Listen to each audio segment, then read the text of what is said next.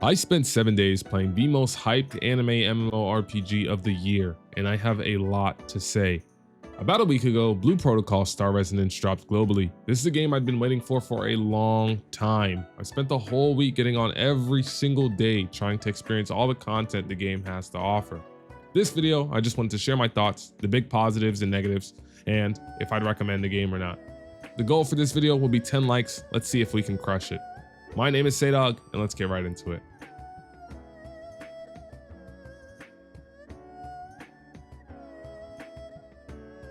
The first thing that I want to talk about is the world and the visual design of the game. Now, I'm going to start with the good thing, the world in the game. Genuinely, this game has some really cool little spots. Map looks really cool, like to explore around and stuff like that. There's nothing absolutely like mind-blowing about the game, like I guess another anime style game like Wuthering Waves, for example, has like a crazy looking map. But honestly, it's not bad. Like you have your bases and you have exactly what you need from it.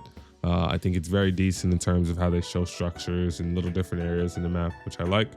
Other thing that I have to talk about, I guess, is visual design. The visual design of the game is chill. It's nothing mind-blowing, just like the world design and things like that, but it is very nice. Like you get your whole anime feeling to everything. Nice colors, I guess you could say. I will say I do wish the game had a bit more shading, but it's just art style at the end of the day. And it's all dependent on based on what you think about it. I really do like overall the vibe of the game though, but it's nothing too crazy.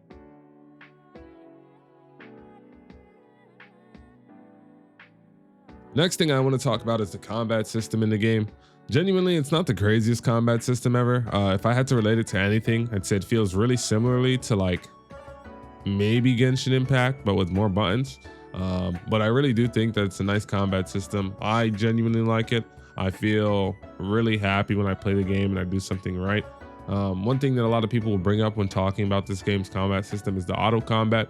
Me personally, I don't think it's that big of a deal. I think there's a difference between genuinely AFKing and like using the auto combat with your own gameplay in a sense, because a lot of the time I feel like if people just go AFK and don't do mechanics properly, it messes up the vibe of the game. But honestly, the auto combat isn't bad. It doesn't feel horrible, and that's from my perspective. I play tank if anything, but yeah, it's pretty cool. Nice little abilities, nice little skills. Nothing too crazy though. I think each class does have like a strong enough visual identity to be like, oh, they're playing that class or they're playing that class, because you can definitely tell. And outside of that, yeah, really nice combat system in my opinion.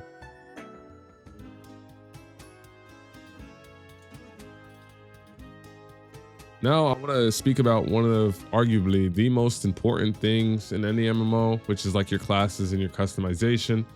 In all honesty, the classes in this game I really do like. Obviously, I think any MMO player could be like, oh, I wish there was more classes, etc, etc. The game did just launch, so if anything, I feel like the base roster is really nice. You have like your edgy emo character or class, excuse me. You have your shield tank, you have your heavier set tank. You actually have a really cool healer, which is like a soul guitarist. It's really awesome. You get a bunch of cool little classes and things like that though. Enough variety for me to be happy about. Now, in terms of character customization, I do wish the like base character creator was a little bit deeper. I think they only give you so much to work with, but it's not bad in a sense. I just think there should be more, maybe a larger color palette that they give you. Even though they give you gradient, I still feel like there's like levels to it. Like the game has a stylized graphic, and I feel like sometimes it throws off my whole character customization. But outside of that, when you buy clothes and stuff like that, you can actually dye parts of the clothes, and it would split up like different dye channels in different parts of the clothing. So really cool. Honestly, not bad customization. I do think like if you want like full like fully fledged, oh, I want to be this way exactly, it's not the one. But definitely decent. It's not anything crazy, but it's very simple and it gets the job done for sure.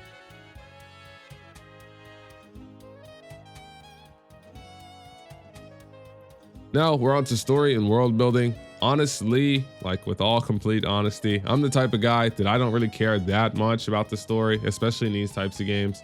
I'm more and more like gameplay focused, if anything. And I know there's a lot of people that share that same sentiment.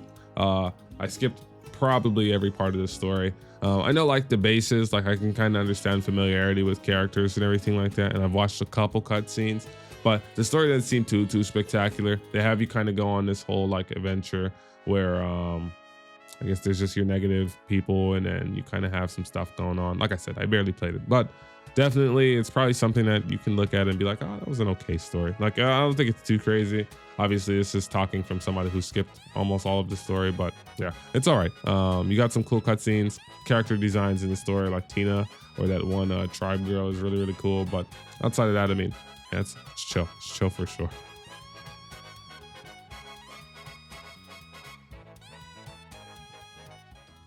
It's now time to discuss one of arguably the most important parts of any MMORPG, the multiplayer and the social systems. I will say, it is really easy to get into a party and do a dungeon.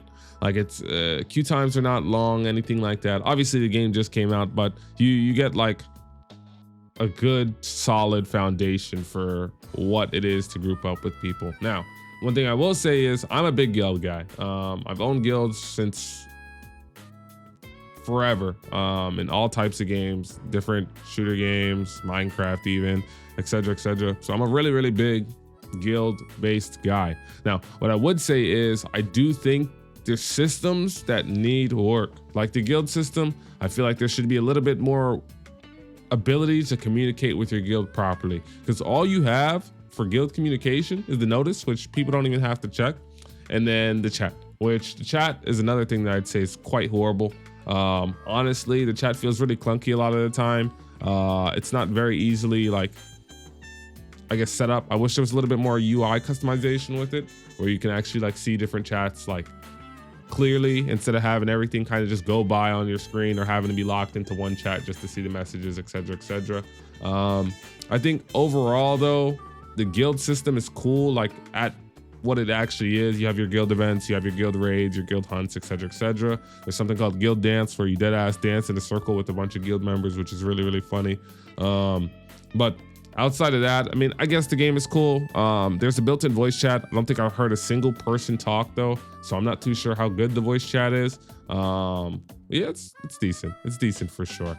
I would say if you're looking to be like super social in this game, I mean, you can for sure. It's just you'd have to really put yourself out there, and I know some people have a problem with that. So game is game at the end of the day. I think it's really simple in terms of everything what they could do. I think it has potential. I think that's the sentiment that I want to leave off on. I think it has a lot of potential to do great. I'm just not sure what exactly they could do to make it better. Yeah.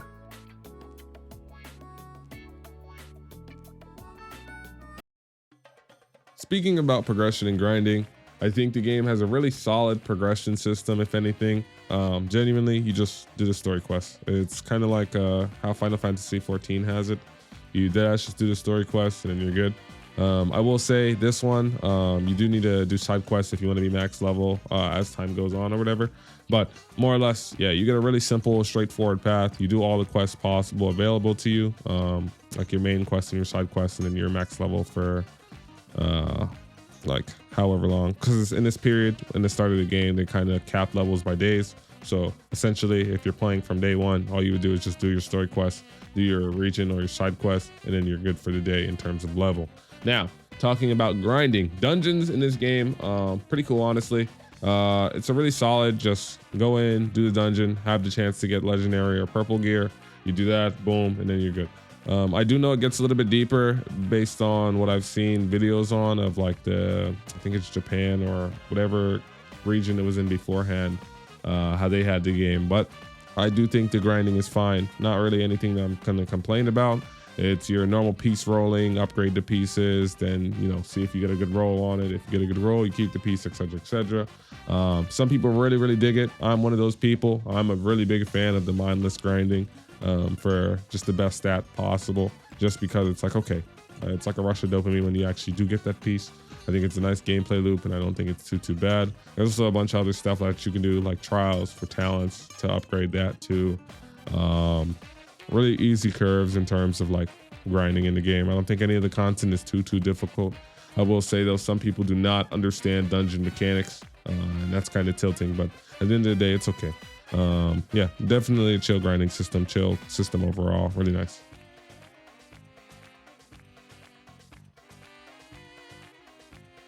Yeah. It's now time to talk about the big elephant in the room, the monetization of the game. Now, I will say this game does have potentially pay to win aspects to it. And by aspects, I mean one aspect. I'll talk about the good first. Genuinely, I think a majority of the money spent on this game would be towards your clothing gacha system. You have cosmetics and stuff that you can buy from the shop. There's also a gacha system where it's like, oh, you can get this nice swimsuit, or it's a rotating, I guess, piece of clothing or pieces of clothing that look really good on the character. And yeah, it's like just standard monetization. I think that's fine. I'm a big advocate for free games to, you know, keep being free by making things like the gacha, which character or people can splurge and spend money on if they'd like, but it's not like you don't have to. What I would say is, though, there is something called like a Battle Will Imagine gacha, and that's like the potential pay to win aspect of the game. If I had to relate what Imagine or Battle Will is to anybody, if you've ever played the game Wuthering Waves, it's kind of like your Echo Resonance or whatever the hell it's called, the little monster that you summon that does like an ability. I will say, in terms of where I am right now in the game, there hasn't been any problems where I feel super forced to get like a higher will, and everything is still grindable by normal people. I guess it's just more or less like how fast you can get it, because, you know, money is the solution to any type of speeding. But outside of that, all gear grinding and things like that seems to be free to play. So for the most part, I'd say this game is really free to play friendly. You can have a good time and still level up and get great gear. And yeah.